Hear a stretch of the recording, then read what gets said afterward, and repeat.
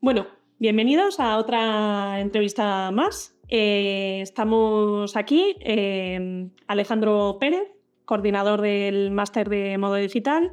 Yo soy Alba Gallego, la coordinadora del área 3D. Y Sofía Escauriza, trainer dentro de la Tecnocrativa. Y bueno, experta en moda digital, avatares, pero mejor que tú no se va a presentar nadie. Así que, Sofía. Bueno, muchísimas gracias por tenerme aquí. Algo principal es que siempre, o bueno, desde hace más de 5 años, más o menos 2020, he sentido la Tecnocrativa mi casa, mi segunda casa, y ahorita ya estoy parte 100% familia. Entonces, básicamente, para presentarme un poco, soy diseñadora de moda tradicional, convertida a diseñadora de moda digital. He pasado desde patronaje digital, tanto físico como digital, avatares, animaciones. ¿Qué más puedo contar? Si dijera los softwares que manejo, pues se asustan, porque me gusta pasar por cada uno de ellos y siento que cada uno de ellos pues nos aporta. Entonces, that's it. Esa eres tú. O sea, no es... Eso soy yo. No es poco lo que acabas de contar. Mi primera pregunta, que necesito resolverla, es cómo... Porque tú vienes de moda clásica, por así decirlo, como acabas de mencionar. Tradicional, exactamente. ¿Cómo hiciste ese salto al 3D? ¿Viste esa oportunidad? ¿Te gustaba ya desde un principio? Cuéntanos. Es muy curioso porque siempre me ha llamado la tecnología. Cuando en esos momentos, hace muchos años, hacíamos los bocetos técnicos o las fichas técnicas de papel a digital con Illustrator y el maniquí con Photoshop. Básicamente fue una herramienta más, por así decirlo, cuando me presentaron Cloud, cuando me presentaron a la Tecnocrativa, fue como que lo necesitaba de alguna manera. Y bueno, en ese momento era pandemia, no podíamos salir de casa, entonces sí, como que llegó en el momento justo a mi vida y no, en ese momento no fue tan difícil, ya los retos vinieron después, pero el convertirme de patronaje físico a patronaje digital, de costura física a costura digital. Qué bien. Creo que es un salto, un complemento que la verdad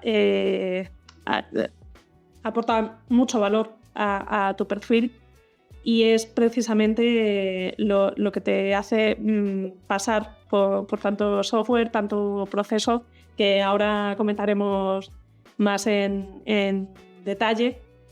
Y bueno, por empezar por el principio, por seguir un poco el orden. Ahora mismo formas parte del equipo de la Tecnocrativa. ¿Cómo ha sido ese salto de la parte de alumna, de pasar de alumna a pasar a enseñar todos esos conocimientos? ¿Qué te mueve? ¿Qué te aporta? Pues me aporta un montón porque yo siempre he sido como una alumna de preguntas, de un poquito más. Doy fe. Y saber... ¿Ah? Sí. Doy fe, Sofía. Sí. Has hecho preguntas como alumna que han sido muy complejas de resolver. Yo siempre digo, Sofía, en cuanto a esto, por darte un punto positivo, ¿no? Que es, muchas veces entre los alumnos siempre hay ese temor a preguntar. Y al final, recuerdo que un profesor mío en la universidad decía que el más valiente era el que preguntaba. Y los que no se quedaban siempre con la duda. Entonces, yo te tomé a ti desde el comienzo, cuando eras alumna, como, pues, ella quiere aprender. O sea, lo tenías como clarísimo, ¿no? Aprender. Y bueno, perdona que te haya cortado, ¿no? Pero el hecho de aprender en toda tu carrera profesional, pues te ha llevado pues, a pasar, ¿no? A esa experiencia de alumna a formadora con nosotros, ¿no? Como estabas comentando. Sí, justamente una base de tantas preguntas y tantos experimentos que algunos salieron muy bien, hay algunos que han salido muy mal, pero no se han visto, que me ha hecho ver diferentes procesos y ahorita compartirlos y hacerle la vida un poco más fácil de lo que al menos yo tuve que pasar a los alumnos hoy en día, es decir, ok, me salen con una pregunta de, ok, ¿por qué pasa esto? Esto te pasa por esto, y por esto y por esto. Entonces, es porque ya yo lo pasé, es porque ya yo me metí por ahí, y es muy bonito poder hacerle como más llevadero el camino ahorita a los estudiantes que lo que pasé yo en esos momentos, y además que las herramientas se han actualizado justamente en ese proceso de feedback que nosotros los consumidores lo hemos llegado a transmitir. Por ejemplo, justamente a nivel de la impresión de los patrones, ahorita todo lo ha mejorado, ya no está rudimentario como antes, hace 3 años. Entonces, todo es parte del proceso y cómo se va agilizando a medida que lo vamos utilizando y vamos aprendiendo de ello.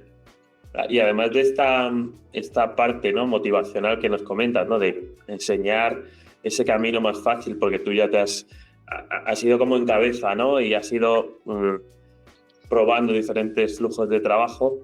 ¿Qué es lo que más te inspira, ¿no?, en esta parte de la enseñanza? ¿Cómo así?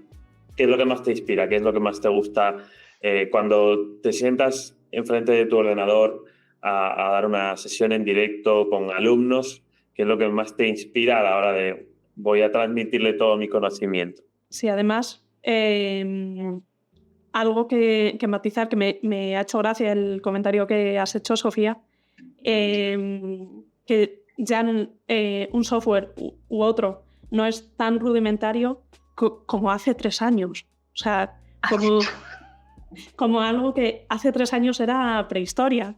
Y creo que eso es algo con lo que nos enfrentamos día a día, que es complicado. Lo que has aprendido hace 6 meses o explicabas hace 6 meses se ha podido quedar obsoleto.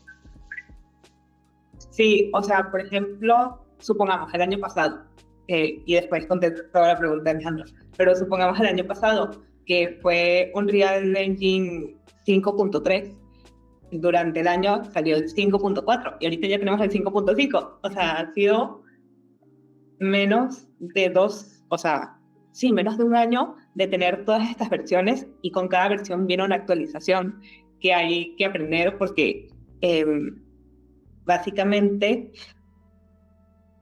te cambia un poquito el proceso, no completo, pero sí te cambia ciertos parámetros, ciertos ajustes, ciertas configuraciones que tienes que tener en cuenta. Y con respecto a lo que dijo Alejandro, que me motiva cuando entro al directo es los proyectos. O sea, tanto parte como alumna, que tuve mis propios proyectos, a ver ahorita a los demás, o sea, a los alumnos, pues es muy bonito ver cómo lo construyen y cómo hacer que lo que tengan en sus mentes sea posible. Genial. Has nombrado ahora una parte muy importante, que son las herramientas y cómo esas herramientas evolucionan a lo largo del tiempo. Es algo muy habitual. Has nombrado Unreal, que tiene pues en 1 año y medio, ¿no?, hemos dicho que ha tenido varias actualizaciones, pero Clone no se queda atrás con las actualizaciones, ¿no? Y entonces, o sea, ¿qué habilidades crees que son clave para dominar este tipo de herramientas que están en constante evolución? Actualizarte. O sea, hasta las mismas empresas van de la mano con la información, es decir, por ejemplo, ahorita hacen webinars, hacen videos, que ya lo venían haciendo, pero ahorita más especializado de que, por ejemplo, tenemos esta herramienta, tenemos esta configuración, tenemos este clic nuevo que, aunque es muy pequeño, te soluciona la vida. Sí. Entonces, estar muy pendiente de las mismas empresas por justamente la información que dan y no perderse de justamente actualizar el programa, porque se actualizan para hacerlo más fácil la vida. Estoy totalmente de acuerdo con esto, ¿eh? O sea, si no te actualizas tú a la par que el programa y estás, no sé, imagínate, 2 meses sin tocarlo, es como cuando lo abres y se ha actualizado y perdido, ¿no? Y creo que eso es una de las principales habilidades que tienen que tener las personas que quieren aprender para dominar una herramienta, ¿no? El hecho de, como bien has dicho, actualizarse constantemente, ¿no? Y luego... Sí, porque, perdón, estoy perdido o un proceso que ahora es automático, si no me he actualizado, puedo tardar semanas en hacerlo manualmente. Y ahí creo que estaremos de acuerdo todos en que el tiempo es valioso, es muy valioso en cualquier proyecto. Sí, lo que decía Sofía, ¿no? Al principio, lo de qué rudimentario era hacer esto hace 3 años, ¿no? Cómo hemos evolucionado en nada de tiempo. Y yo quería preguntarte, Sofía, tú que has estudiado y has aprendido el uso de diferentes herramientas, pero con nosotros has hecho cursos de diseño de moda digital, varios de ellos, has hecho cursos de creación de avatares, has hecho un máster en creación de personajes y skins. ¿Qué crees o qué conexión crees que hay entre la moda y el personaje? Pues hace muy poco había comentado que 100%, o sea, no es tan orgánico esta conexión, a lo mejor sí para el tema videojuegos, a lo mejor sí para el tema cinematográfico, pero para el tema moda, para el ámbito de la moda, le cuesta un poco conectarse a un personaje, porque en algunas marcas o firmas o diseñadores prefieren más la prenda caminando por sí sola, o sea, en el aire, que colocarle un avatar que sea la esencia de la marca. Así como escoges modelos, puedes escoger avatares y puedes personalizarlo 100% al gusto. Pero todavía cuesta un poquito. Entonces es nuestra parte, siento, como diseñadores de moda digital y creadores de personajes, tomarle la mano a estas personas que tampoco son muy conocedoras, de decir, ok, tú puedes hacer esto, exponenciate un poco más, imagínate un poco más, imagínate cómo sería tu entorno perfecto, tu personaje perfecto. Entonces es ir de la mano y llevándolos poco a poco en esa conexión. Estoy, bueno, muy de acuerdo, ¿no? Al final, también creo que entran un par de conceptos que sería la persona, ¿no? Las habilidades de la persona. Como bien ha dicho Sofía, llevarte la moda o el vestuario hacia videojuegos, hacia el entorno de videojuegos, es como un flujo de trabajo más común que se hace, pero para vender una prenda, como bien decía Sofía, se muestra la prenda simplemente como un diseño de producto sin darle importancia al personaje, que efectivamente, con las posibilidades que hay hoy en día y las herramientas que hay, ¿por qué no hacerte un avatar que contemple toda la esencia de la marca y llevarlo así hacia adelante en concepto de marketing y de manera comercial, ¿no? O sea, igual que se escogen a grandes modelos, ¿por qué no vamos a generar ya grandes avatares, ¿no? Con una personificación muy completa, ¿no? Entonces sí, yo estoy totalmente de acuerdo contigo, Sofía, pero también creo que esto es cuestión de tiempo. Las grandes marcas siempre van... sea, es cuestión de tiempo para que se vaya dando poco a poco. Exactamente. Al final, es en el momento en el que una gran marca lo hace, las demás siguen detrás. Si ven que hay... Sí, claro.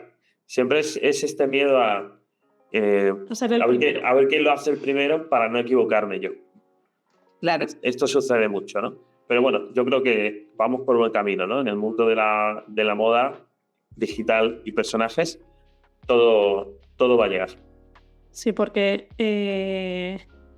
creo que es inconcebible en el mundo físico, en una pasarela, en meter a una modelo, quitar el concepto modelo, meter el concepto maniquí y que tapar precisamente a ese maniquí con una malla negra que simule el maniquí, que es lo que pasa justo en moda digital. Uh-huh. Creo que ahí está el gran salto que por supuesto llegará. Sí, cada vez queda menos. Las marcas ya se están atreviendo a digitalizar diferentes áreas. Entonces empiezan por la que hay mayor seguridad, que es probablemente el patronaje, y luego escalan hacia arriba. Sí. Bueno, hace poco vi una publicidad donde colocaron tanto modelo físico, en ese momento creo que era Maybelline, si no me equivoco, con Gigi Hadid y un avatar digital. Entonces, ambas personalidades estaban probando su máscara de pestañas. Entonces, justamente lo que dices, vamos poco a poco. Vamos poco a poco. Sí, de hecho ya hay grandes empresas, ¿no? Que ya utilizan, pues conocemos todos a la modelo, a Shudu, que ya hace campañas publicitarias muy, muy, muy grandes, y mucha gente no sabrá que es un avatar, se creerá que es una persona, ¿no? Por esa calidad que tienen todos sus, pues el pelo, la calidad de la piel, y luego también, por supuesto, el cómo le queda toda la prenda, ¿no? Es un concepto totalmente realista, ¿no? Entonces, todo llega. Yo creo que ahora vamos a los flujos de trabajo, ¿no? Que es una parte que Alba lo ve súper importante. Insisto siempre mucho en ello, y la verdad es que en tu caso es lo que más me impresiona de tu perfil, la facilidad que tienes de juntar conceptos y hacer un programa ese flujo de trabajo, porque tocas tanto prenda como personaje. ¿Cómo juntas esos dos conceptos y llegas al resultado final? ¿Qué hay que hacer? ¿Es un proceso de un clic, como se piensa la mayoría de la gente? ¿O hay un pipeline? Bueno, ahorita es menos clics que antes, pero hay unos cuantos clics de por medio. Sí, por ejemplo, el proceso básicamente sería, o bueno, al menos mi proceso, es crear el personaje, incluso con maquillaje, zapatos y todo, porque me gusta visualizar los accesorios antes de crear la ropa. Uno, para saber qué colisiona con qué y qué puedo quitar para evitar colisión, pero también para que simule dentro de la prenda. Si la simulación es con físicas tradicionales, sino es con físicas del motor, ya sea de Unreal, de iClone o de Blender.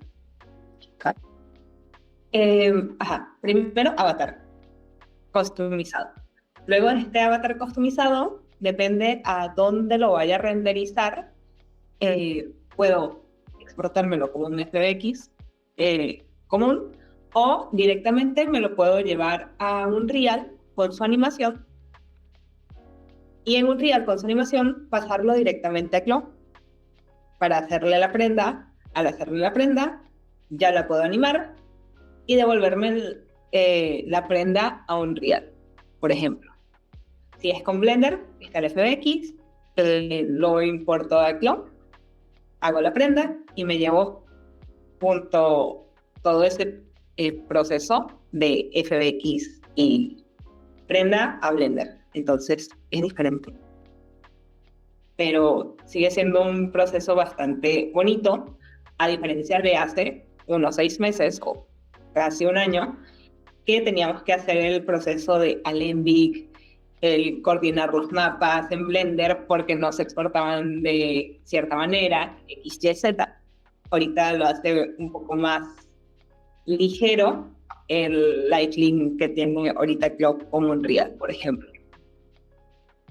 Sí que sí se han automatizado ciertos procesos, pero por supuesto el proceso no es automático.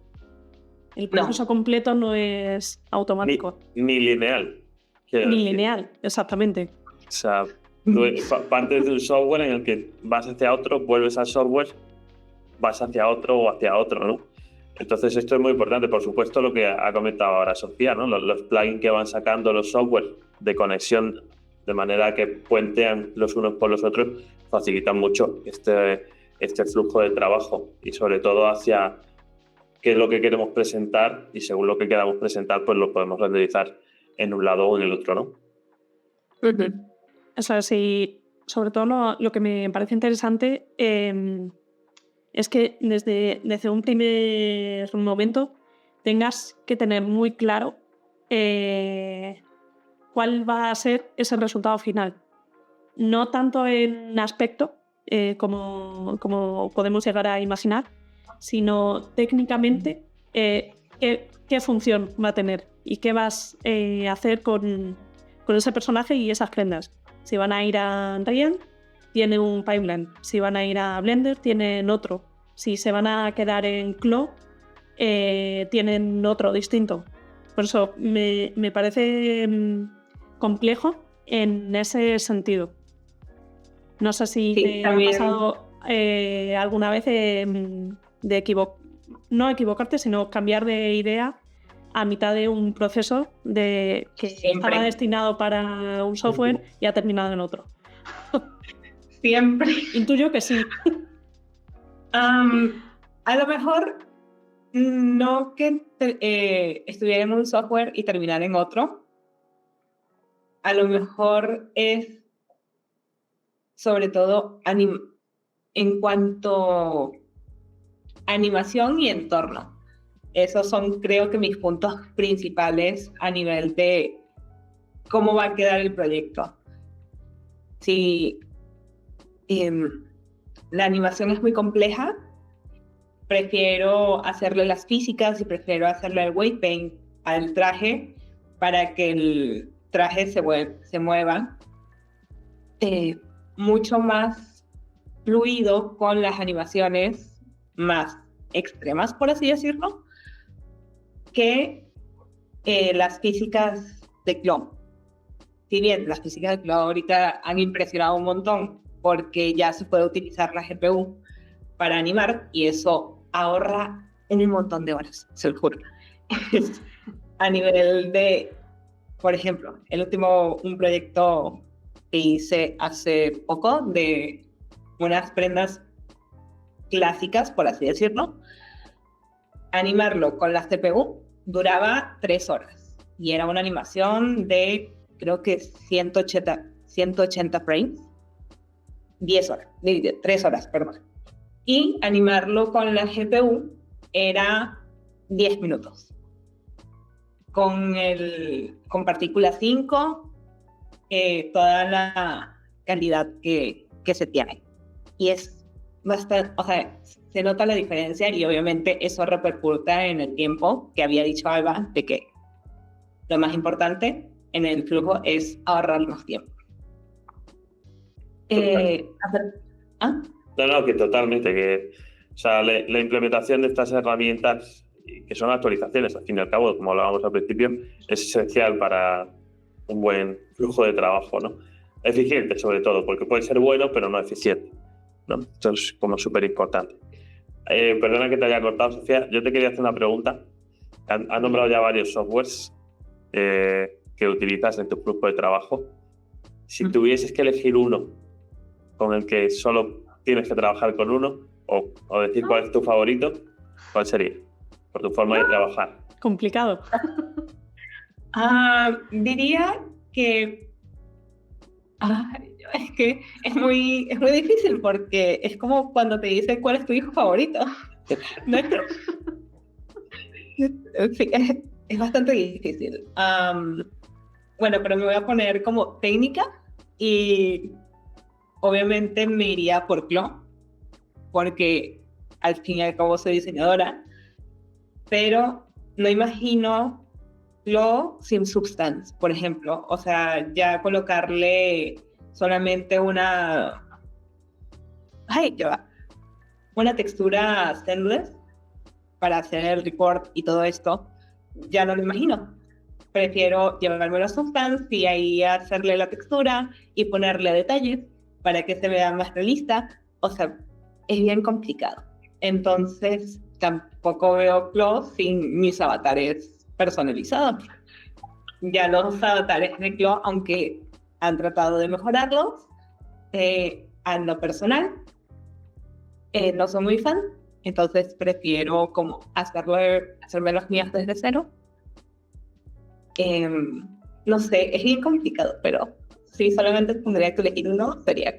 No, ha puesto a Clo con sus Clo a la cabeza y luego como sus hijos o sus necesidades mínimas para ti que sean Substance y, bueno, me imagino que utilizas DAP para hacer los avatares. Ahorita tengo un proceso bien curioso que es entre DAS y otro programa que se llama Character Creator. Sí, no voy a hablar mucho de él, tranquilos. Puedes hablar sin ningún problema. No, se complementan muy bien. Sí, es porque, a ver, solamente como para tenerlo aquí presente, DAS tiene muy buena geometría, tiene muy buenos caracteres y muy buenas formas de personalizarlo. Si bien he encontrado que muchas personas, ya de momento, o debes de tener un iPhone o debes de tener ciertas herramientas, o sea, es un poco más extenso el pipeline de animar facialmente, porque corporalmente estamos muy bien, pero animar facialmente, que ahorita queremos como que transmita expresiones, que no solamente tenga un semblante fijo, pues es un poquito más complicado. Entonces, mi proceso de llevármelo de DAS al carácter es justamente terminar de apalancarlo y poder animarlo facialmente para llevármelo a plataformas como Blender o Unreal. ¿Haces animación facial con Realusion?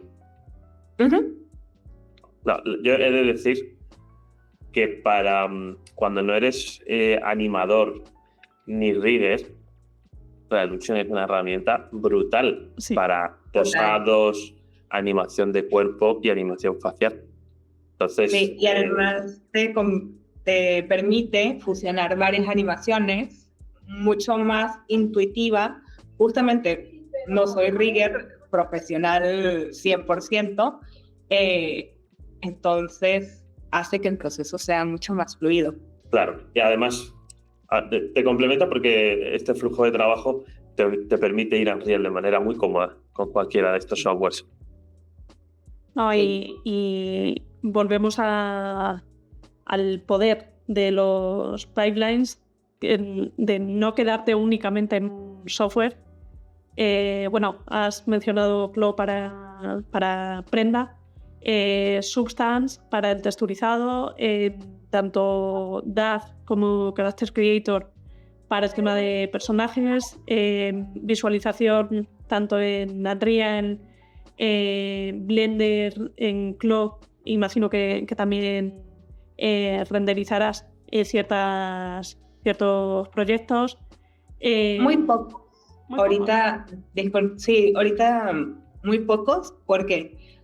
Porque, y eso creo que lo hablé ayer con una amiga, que básicamente el renderizador de Clo puede tardar una sola imagen, qué sé yo, como de 10 a 15 minutos, y ya eso es un montón. O sea, está bien como para imágenes fijas, pero ya no me veo renderizando animaciones dentro de Clo. Es como desesperante un poquito. Entonces prefiero hacerme todo el proceso de llevármelo a otras partes que sé que al menos el render me va a durar de 3 minutos o menos. De todas formas, ahí Unreal nos ha mal acostumbrado Sí, ¿no? al De los real time. segundos. Es una pasada. Sí, no, muy mal. Y bueno, hablando de proyectos y de que estés realizando ahora, porque como decíamos al principio, tienes una carrera profesional enfocada a la moda digital. ¿Qué es así el proyecto que más te haya marcado, con el que más contenta estés de haberlo realizado?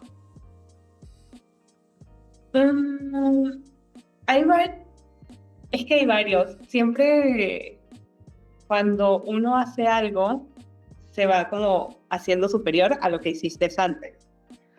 Pero creo que ha sido mi TFM en el máster de Skills.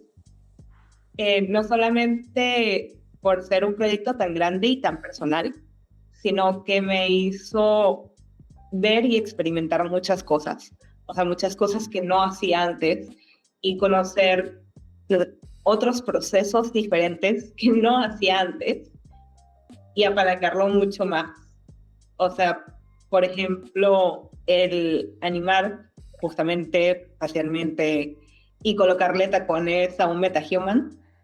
Eso fue uno de los retos más complicados que hice en el proyecto, además del castillo y toda la escenografía. Pero ha sido procesos, o sea, creo que ha sido el proyecto con más procesos que he experimentado. Ese proyecto. Yo recuerdo... Me acuerdo perfectamente de él y... Yo también me acuerdo, y has dicho una cosa que lo estuvimos viendo Alba y yo, que era el tema de las expresiones. Ahí esto pasa, es algo normal, ¿no? Creemos, o sea, muchas veces y tendemos a exagerar las cosas, y en un formato realista hay que procurar hacer menos, ¿no? Y yo creo que tú ahí has evolucionado. Yo creo que también por eso te ha marcado y para ti es especial, porque lo que tú has aprendido en ese TFM ha sido como qué flujos de trabajo son los correctos y cómo llegar al mejor resultado en el menor tiempo posible, sabiendo que tu TFM fue muy grande, de muy buena calidad, y sabemos el trabajo que te llevó, ¿no? Sí, y sobre todo encontrar ese término medio que me parece fundamental, la optimización con el mejor resultado posible. Bueno, sí, por ejemplo, algo como para dato curioso, que cuando yo hice las primeras animaciones faciales, Alba me dijo están como muy explotadas, están como muy exageradas. Y entonces fue como sentarme y ir practicando, porque las animaciones que hago también en Revolution son grabadas. O sea, me grabo a mí misma, yo actúo enfrente de la cámara y bueno, no abrir tanto los ojos, no abrir tanto la boca. Para esta escena en concreto que quería ir viendo y probando también la influencia que tenía mis gestos con el gesto del personaje. Sí, esto es esencial, Sofía, porque nosotros solamente, o sea, tendemos a exagerar esto, ¿no? Pero luego tú te tomas una fotografía, en plan, gesticulo de manera triste o de manera enfadada o de manera alegre. Tú te tomas estas fotografías y luego las comparas con un proyecto que hayas hecho y dices, me pasa mucho, ¿no? Nuestras expresiones faciales no llegan a tanto. Y esto es esencial. Yo siempre lo digo, ¿no? Que tenemos que, si queremos llegar a un punto de vista realista, no hay nada mejor. Lo digo mucho en moda digital. En plan, hay diseñadores que no saben hacer un patrón de una camisa o de un polo o de una sudadera. Vete al armario, cógete tu camisa, tu sudadera y no la rompas, ¿no? Pues no hace falta, pero sí puedes medirla, ver cómo está realizada y a partir de aquí plasmarlo hacia un concepto más realista en digital. Lo mismo ocurre con las personas y con los personajes, ¿no? Tú tienes tu rostro, te haces una fotografía triste y a ti no te llegan las cejas hasta aquí, por ejemplo, ¿no? Claro. Entonces esto creo que es una metodología buena de enseñanza y de aprendizaje de uno mismo, de que nosotros somos nuestro propio espejo para llevarlo al mundo digital, ¿no? Ya sea en cuestión de personajes o en cuestión de presets, ¿no? Así que bueno, para mí este aprendizaje es esencial y veo que para ti pues lo tomas también como una parte muy especial de tu flujo de trabajo. Sigue siendo un flujo de trabajo, ¿no? Que es, Sí. es que al final todo lleva a lo mismo, ¿no? Y Yo bueno, únicamente mencionar, sí. perdón Alejandro, pero en mi caso, sobre todo quien esté aprendiendo moda para videojuegos, sí recomiendo cógete una camiseta, una sudadera y rómpela. Sí lo recomiendo, lo digo siempre. Rómpela por las costuras, despiézala, ábrela. Y ahí es cuando hace clic tu cabeza y entiendes un patrón. Sí, al final es más extrema. saber pasar del 3D al 2D. No siempre hay que pasar del 2D al 3D. Ese camino hay que recorrerlo también. Hay mucha gente que viene que sabe de patronaje y pasar del 2D al 3D le es como mucho más natural, pero a personas que son del 3D y se ponen la ropa para vestirse y no tienen esa inquietud por cómo está hecha y de repente ven que la importancia, ¿no?, de poder vestir a tu personaje como tú quieres y decir, vale, ¿y cómo se hace una capucha? Pues aquí la tenemos, ¿no? O sea, según Alba, la cortas y la desmontas. Desde mi punto de vista no es necesario, pero sí que es una buena metodología de decir, pues mira, esto se hace así, esto tiene esta forma y a partir de aquí hacia adelante, ¿no? Porque luego sí que es cierto que en videojuegos muchas veces lo que se hace es que no se hace un patrón 100% verídico, o sea, simplemente destruimos geometría y demás, pero si queremos llegar a un concepto final lo más realista posible, vamos a intentar también hacer las cosas bien, no solo el personaje, sino también vamos a hacer la ropa, pues cómo se movería, ¿no? Que nos comentaba Sofía, que ella hace las físicas, cuando quiere terminar en la ría, pues las hace ellas por su propia cuenta, aunque las de Clo estén bien. Pues todo este trabajo hay que aprenderlo, o sea, a mí me parece esencial. Y bueno, Sofía, yo soy de los que opinan, Sofía, que alumnos somos siempre. Porque estamos siempre en constante evolución y siempre estamos aprendiendo. Pero tú como trainer creo que tienes mucho bagaje y mucho que enseñar a los alumnos de todos los másteres en los que participas.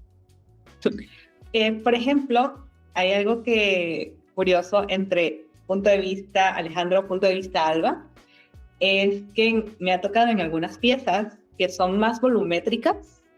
Obviamente, yo puedo partir de un patrón 2D e ir transformando la pieza. Pero hay piezas tan volumétricas que digo, ok, ¿qué tanto necesito para llegar a ese volumen que yo quiero? Y ahí es donde está el proceso de ir a Blender, modelarlo, al menos modelar la estructura que me imagino, cortar las Vs para saber por dónde se coserían y traérmelo al Clo con las Vs hechas para transformarlo y coserlo. O sea, ese también sería como otro proceso. Esto es como muy modelaje a medida, ¿no? Sí. Utilizar un flujo de trabajo para modelaje. Es súper interesante esto que nos comenta Sofía. Sí, justamente lo hice en el proyecto del TFM. O sea, por eso digo que es mi proyecto más especial, favorito, porque experimenté mucho. Sobre todo la visión que tienes de venir de los dos mundos. Creo que el nivel de trampas, vamos a llamarlo, que no es trampa, pues el nivel de trampas, trucos que tienes son muy imaginativos y son los que te hacen llegar a ese resultado final de una forma rápida, eficiente y sin perder ningún tipo de calidad. Coges lo lo mejor de cada mundo, entiendo. Total.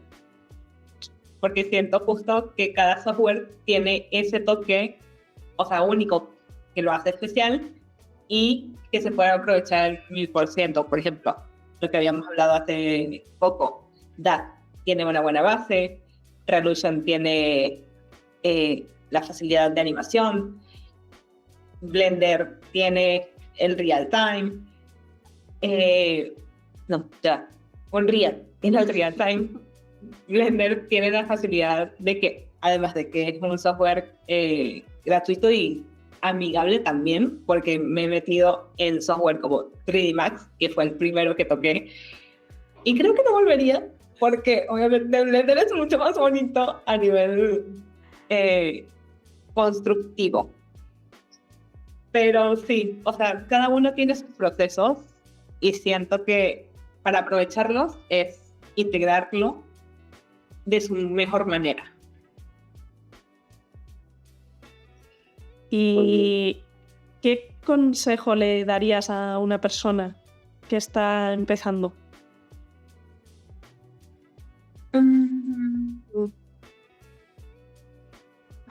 Que muchas veces no es nada fácil. Es decir, ¿qué priorizo primero? ¿Qué aprendo primero? ¿Cómo lo enfoco? Depende de justamente a qué lo quieras enfocar. Creo que eso es lo más importante. ¿Qué quieres lograr con lo que vayas a aprender? Es decir, si tu principal objetivo es hacer marketing de ropa, pues obviamente te diría lo Marvelous, ¿ok? Luego, si te quieres llevar más al personaje, pues Blender o programas Revolution y demás. Obviamente, si es más para arquitectura, pues obviamente haces cosas en Blender, luego lo llevas a Unreal y haces todo un espacio. Entonces, no sé, es saber lo que quieres lograr antes de aprender. Y ya, pues, aprendes y explotas de acuerdo a tu camino. Pero eso sí, siempre actualízate. Ese es el mejor consejo. Sí, sin duda creo que ese es el mejor consejo de principio a fin. Actualizarse. Sí. Sí. Y yo quería saber, Sofía, ¿cómo llevas esta parte, ¿no?, de trainer, de diseñadora? ¿Cómo lo llevas? ¿Cómo lo compaginas? ¿Cómo lo compaginas? No, o sea, compaginar con... Quiero decir, tienes unas horas en las que estás ahí en tus sesiones en directo, enseñando, y luego tienes tus proyectos personales. O sea, ¿cómo llegas? ¿Cómo haces todo a la vez? ¿Cómo eres capaz de hacerlo? No, durmiendo. No, literal. Consejo, no duermas. No, es bien extraño porque yo sé que la vida pasa de día, pero yo soy muy nocturna. Entonces, a veces los mejores procesos o las mejores cosas que suceden o los proyectos que armo, aparte de enseñar, pasan de noche. Entonces, no digo que no duerman, sino que organicen bien su tiempo. Básicamente, ya, es que tenía algo como en mente de organizar bien el tiempo, porque cuando te metes en un software es muy fácil que el tiempo pase muy, muy rápido. Y sobre todo con el tiempo de cargas de algunos software. Por ejemplo, el proceso de animación, el proceso de pasar un archivo a otro. Si bien el paso a paso es relativamente fácil, o sea, no fácil, no quiero utilizar la palabra fácil, pero sí ligero, por así decirlo. El prueba y error es en lo que piensas y se te pasan horas. Por ejemplo, el cuadrar la iluminación, el que la animación sea como tú quieres, el enfocarte en los pequeños detalles es lo que hace que se te puedan convertir de horas a días. Pero sí, básicamente es organizar bien el tiempo. Y en mi caso es no dormir, pero es un no dormir bonito, por así decirlo. Y yo ya por último te lanzo dos en una, que sería una meta profesional que te entusiasme. Aquí, ¿dónde pueden encontrarte todos aquellos que quieran saber más sobre ti, ver tus proyectos? Bueno, mi sueño desde muy chiquita, pero ahorita va a ser como controversial, ha sido trabajar en empresas como Disney, o sea, hacer vestuario para Disney y demás. Ahorita como está Disney, no sé, me gusta, ahorita veo más Sony, pero sí es trabajar para la animación o para alguna cinematografía, alguna serie. Ay, Arcane me encanta cómo fue construido y, o sea, eso sería como mi sueño, trabajar en algún proyecto de ese calibre. El top. Acuérdate, pídeme un par de tutoriales que tengo ahí para finalizar como Arcane. Cool. El texturizado, sí. Sí. Y pues me pueden encontrar en Instagram como SeerBZLA, que es Sofía Loisa Escoliza Ramírez, es como mi acrónimo, en Instagram. Luego también, no soy influencer ni nada, pero tengo un canal de YouTube que a veces subo tutoriales de algunos procesos rápidos que pueden salvar vidas. A mí me las salvaron, entonces lo comparto. A ver. Y pues por LinkedIn. En LinkedIn también he sido como bastante activa desde hace algunos meses, como Sofía lo dice, Escoliza. Muy bien, pues vamos, animo a todo el que nos esté viendo y escuchando que te busque, que te bichee, porque tienes trabajos de todo tipo y sobre todo que te conozcan. Soy muy amigable, a pesar de que soy muy como retraída y algunas veces prefiero mostrar avatares que mi persona. Soy muy amigable.